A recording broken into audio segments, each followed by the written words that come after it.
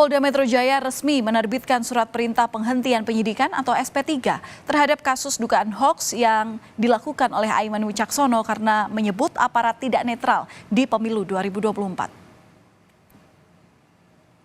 Dengan didampingi tim kuasa hukum, Aiman Wicaksono keluar dari gedung Ditreskrimsus Polda Metro Jaya pada hari Kamis siang. Ia menunjukkan surat perintah penghentian penyidikan atau SP3 yang diterbitkan oleh penyidik Subdit Siber Ditreskrimsus Polda Metro Jaya pada 27 Maret 2024. Tim kuasa hukum Aiman akan berkoordinasi dengan penyidik untuk meminta beberapa barang bukti yang sebelumnya disita. Di antaranya adalah handphone, akun Instagram, SIM card, dan beberapa barang bukti lainnya.